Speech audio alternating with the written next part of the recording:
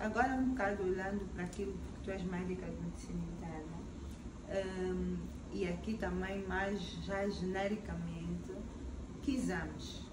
Quando é que nós devemos ir ao ginecologista, mesmo sem sintomas, né? Mesmo se devemos ou não fazer check-ups, que tipo de exames nós devemos fazer, de quanto em quanto tempo, porque às vezes nós ouvimos e vemos, né? E às vezes, por exemplo, vivemos também situações de que até fizemos um acompanhamento regular e de repente, olha, descobrimos uma doença do nada, estamos a falar de uma coisa e acabamos por descobrir outra.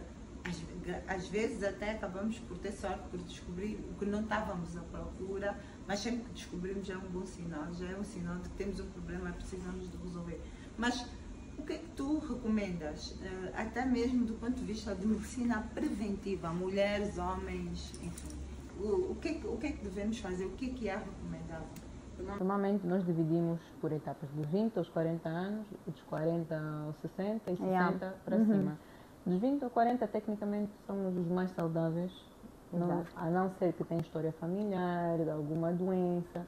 Aí já o segmento é um bocado mais apertado e mais específico.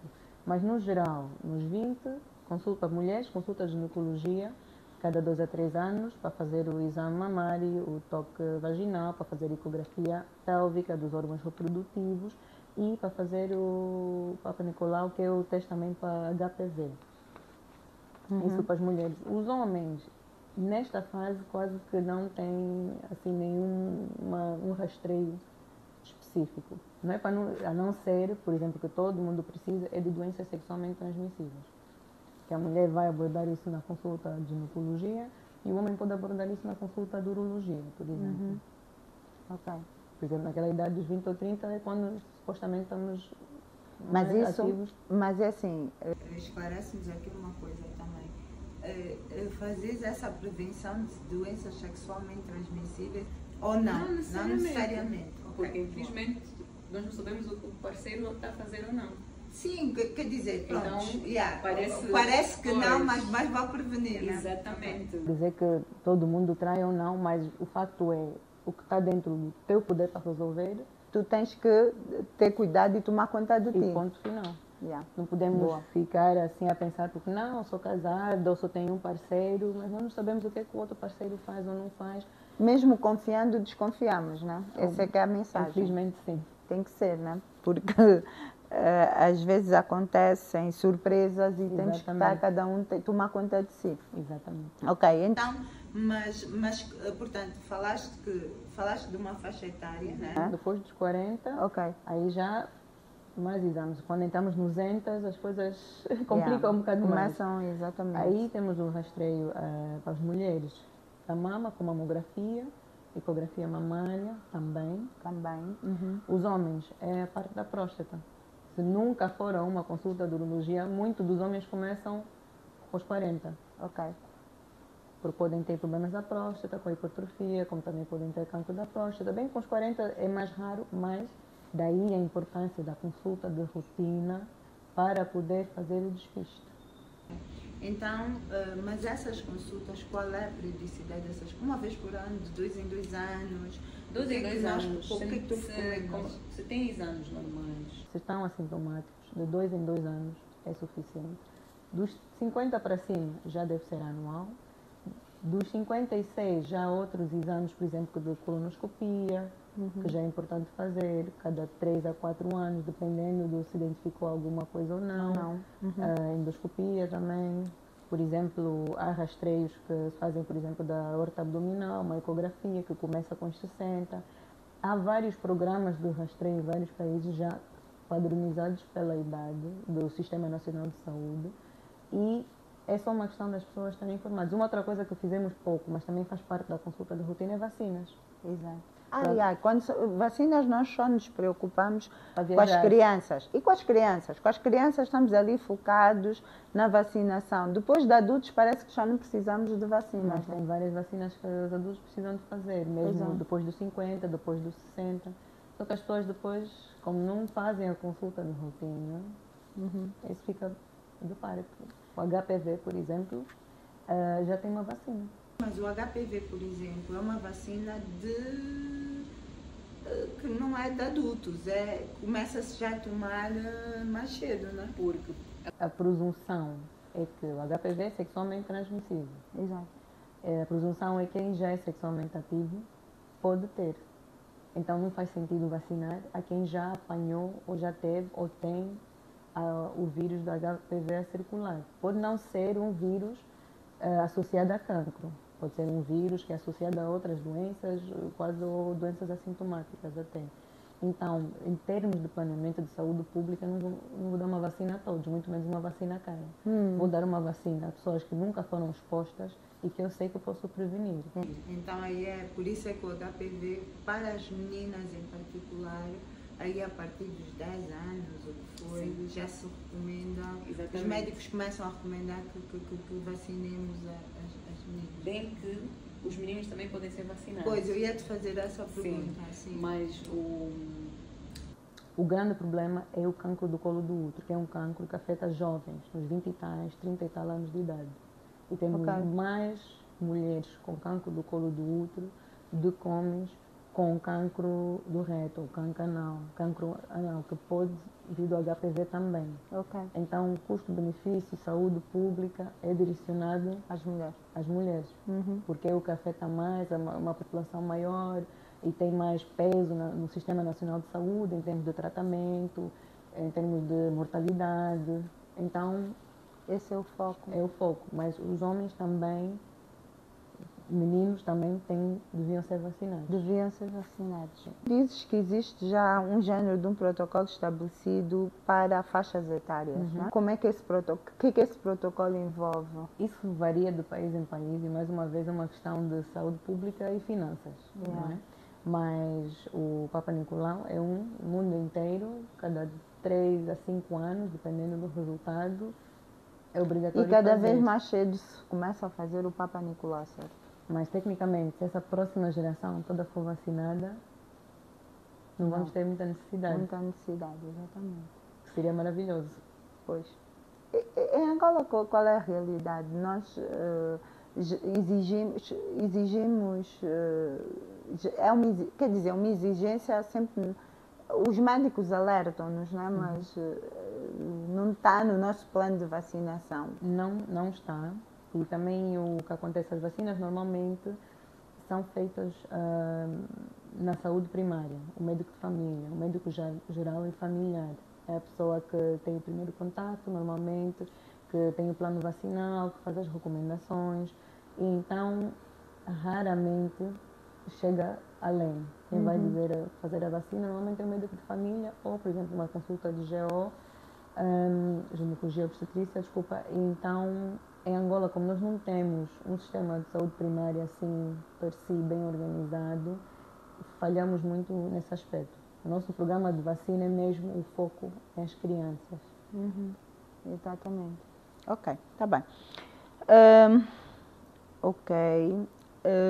Agora, na faixa etária mais depois dos 40, em que há um cuidado maior, né? Porque começamos a desenvolver, há maior probabilidade, digo eu, porque também os cuidados começam a ser mais regulares. Nas mulheres em particular, o que é que tu recomendas? Qual é a periodicidade que nós devemos fazer um rastreio ginecológico? Que exames nós devemos fazer? Enfim. 40 já é anual. A consulta de ginecologia já devia ser anual. Mamografia ou ecomamária também devia ser anual. O Papa Nicolau não necessariamente anual, mas tem que fazer a consulta de ginecologia na mesma. E com a frequência anual, digo, porque também estamos a entrar para aquela fase de perimenopausa. Exato. E se ficas 3, 4, 5 anos sem ir à consulta, depois um dia chega com os sintomas todos, quando se calhar na consulta nós já temos as perguntas próprias, que a perguntar sente isso, sente aquilo, que se calhar nunca deu conta que sentiu. Sim. Mas o facto de eu perguntar e dizer nos últimos 6 meses, fez isso, fez aquilo, sentiu isso, e depois a paciente a refletir e diz, não, por acaso, doutora, nos últimos 6 meses tenho tido mais isso também, mas não valorizei. E aí, se calhar, já começamos a entrar a fazer o diagnóstico da perimenopausa E aí, se calhar, pode-se preparar para essa fase. Sim, mas agora aqui uma questão que tenho para te colocar, que é, quando nós vamos ao médico nessas fases, e supostamente assumindo que, principalmente estou aqui a falar das mulheres em particular, assumindo que nós aqui poderíamos começar a estar a desenvolver temas, por que os exames que vocês médicos nos pedem são sempre os mesmos, que acabam sempre por não tens nada, mas depois, enfim, os sintomas lá estão, e, eventualmente com outros exames, enfim, mais específicos, acabamos, porque várias vezes quando debato isso ou quando em conversas com outras mulheres me perguntam, mas como é que tu sabes que tens falta disto ou tens falta daquilo? Porque eu vou ao médico e os médicos, ou seja, tenho que ir a que especialidade então? E estamos aqui a falar mesmo de ginecologistas, medicina interna, né? Mas a minha pergunta é, que especialidade, que médico é que eu devo recorrer para ele me dar um diagnóstico mais preciso sobre o meu estado ou sobre o que é que me está a faltar? Bem, sem querer me gabar, obviamente medicina interna é a minha especialidade, então eu diria sempre uma consulta de medicina interna, extremamente importante, porque nós vemos o doente no total, no global. Às vezes, indo só numa consulta ou de cardiologia ou de GO, focam muito só naquele órgão ou naquela parte. E às vezes, por exemplo, num cardiologista, você diz que tem palpitações, na mente do cardiologista automaticamente é uma arritmia. Temos que ver, temos que fazer um mapa, temos que fazer o outro, temos que ver uma prova de esforço para ver se não tem isquemia. O pensamento vai para aquilo que é a sua especialidade e que faz sentido. Exatamente. Né? Então, às vezes, ter alguém que vê doentes assim de outra forma, de forma mais global, que vai vendo mais doentes assim com as mesmas queixas e consegue diferenciar um bocadinho mais, é melhor. Porque tem palpitações, tudo bem, mas se não tem fator de risco, se não teve palpitações na última consulta comigo ano passado, por quê? Por quê? Não quer dizer que não vamos pedir os exames. E às vezes dizem, pedem muitos exames. Mas às vezes é uma questão de pedir exames para excluir. Exato. Porque eu acho que sim, se calhar estás na perimenopausa, mas se eu te disser isso, você vai dizer, e daí, doutora? Tenho certeza que eu não tenho mais nada. Então, às vezes nós pedimos, não, vamos fazer isso, vamos fazer aquilo, vamos excluir, por exemplo, doença da tiroide, que é muito comum na mulher, que dá palpitações, que dá insônia, que dá perda de peso, aumento do peso. Então, vamos excluir isso, porque é uma das causas. Eu não acho que é, mas vamos pedir os exames. Para nós, as duas, temos a certeza, e eu posso lhe mostrar aqui, está tudo normal. Então, posso lhe dizer categoricamente, não é nada do coração, não é da tiroide, e provavelmente é isso. Isso para que depois seja um médico de medicina interna em função daquilo que é o teu diagnóstico. Ou seja, claro que tens razão, né? Mas na perspectiva de que há médicos que se direcionam mais para aquilo que é a sua especialidade, depois ser alguém que nos diga, ok, agora tens que investigar isso, e já ser o médico de especialidade a investigar esses... E é importante também ter seguimento médico com o mesmo médico.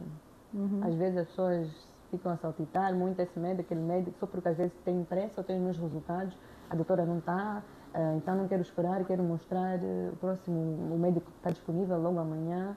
Mas às vezes ter alguém que a conhece, daí vem o conceito do médico de família, que conhece-te durante a vida toda. Porque conhece o teu histórico, né? Vivíamos na mesma comunidade durante anos, nasceste aí, o mesmo médico fez as suas vacinas, viu quando era na adolescência, também está a ver adulto, e tem um histórico todo, que é importante. Esse seguimento, assim, da mesma pessoa, a mesma especialidade ou o mesmo grupo de médicos é extremamente importante, porque alguém que conhece que diz, não, Natasha não é assim. Se ela diz que está a sentir isso, é porque ela está mesmo a sentir. Eu conheço a Natasha há anos, exato. Eu sei o histórico dela, eu vi o ECG dela do ano passado, essa alteração é nova.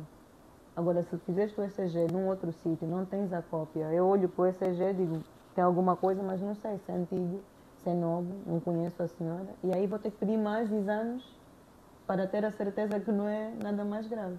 Exato. Ok.